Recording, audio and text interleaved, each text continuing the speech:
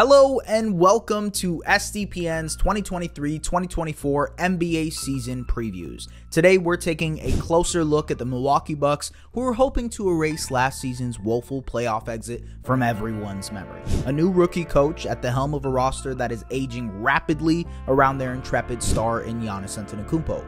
What does this season have in store for the Bucks? But first, be sure to like and subscribe to our channel for more NBA content. The season is almost here and we have tons of great videos coming your way to get you prepped for what should be an awesome season. Milwaukee had a fairly busy offseason, but they successfully completed what they needed to in order to compete with this team. First and foremost, they retained both Khris Middleton and Brook Lopez, two fringe all-star players that have been core pieces to the championship contending Bucks for quite some time now. And they did so at affordable rates, with the 35-year-old Lopez re-signing for 2 years, $48 million, and Middleton re-signing for 3 years on a deal worth up to $102 million.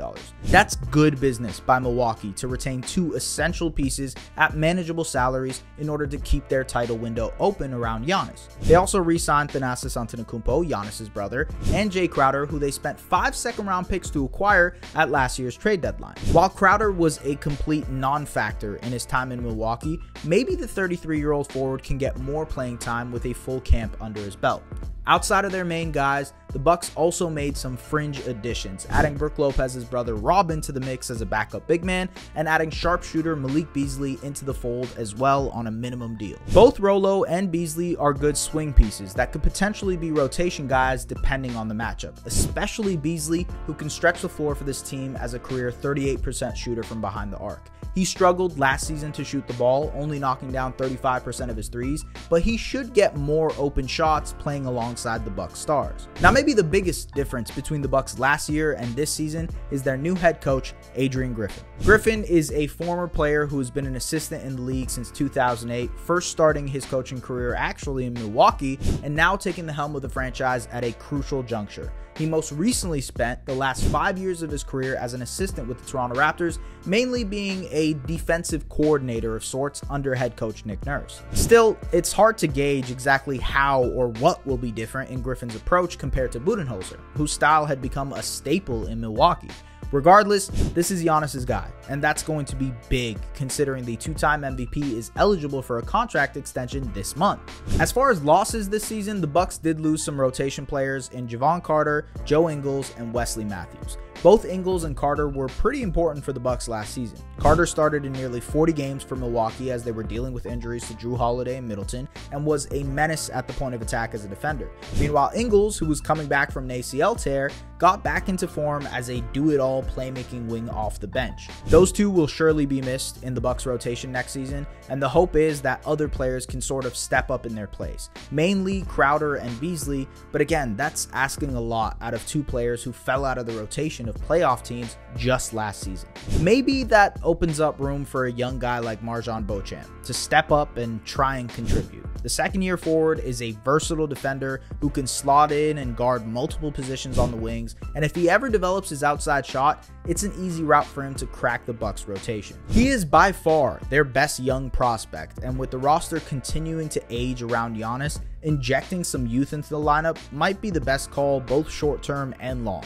Now, the player to watch for the Bucks next season has to be Middleton. He only played in 33 games last year due to a knee injury that sidelined him for a good chunk of the season, and the Bucks will need him to have a bounce-back year if they want to try and get back to the finals. He was an all-star in 2022 and was a consistent 20-plus point per game scorer for Milwaukee in the 3 seasons prior to that. His ability to handle the rock and serve as a secondary ball handler will be key to help alleviate some of the pressure off of Jrue Holiday and Giannis, and will overall help the Bucks' effectiveness in the half court, something they've notoriously struggled with. Just last season, you could see Middleton's impact despite him being hampered by injuries. Milwaukee was a +4 points per 100 possessions better with Middleton on the floor, and their offensive rating went from 115 to 118 when he was on the court. Quite simply, the Bucks just need Middleton to get back to his form prior to last year and stay healthy. And that's sort of the biggest factor for this entire team next season, staying healthy. Giannis is coming off of knee surgery and is expected to be ready for camp, but a player like him who uses his athleticism and explosiveness so much, will the knee bother him at all this year? Lopez had an incredible year coming off of back surgery last season, finishing second in Defensive Player of the Year voting, but can he continue that at age 35? And this is more of a long-term issue, but it also plays a part when you discuss health. The Bucks are flat out old. They have 7 players over the age of 30, including players who are going to play major minutes for them in the Lopez brothers, Middleton, Holiday, Crowder, and Pat Connaughton.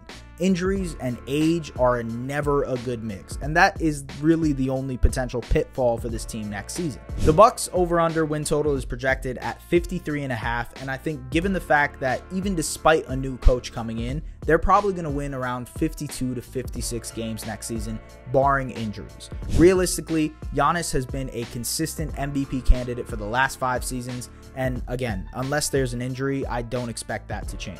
If the rest of the core around him can stay healthy, they're going to dominate in the regular season like they've done for the last 5 seasons. But the regular season doesn't matter much for the Bucks. This team consistently has its eyes on the prize at the end of the playoffs, a championship. In order to do that, they need to stay healthy, find success in their fringe rotation pieces, and hope that Middleton is back to his regular old self to help them offensively.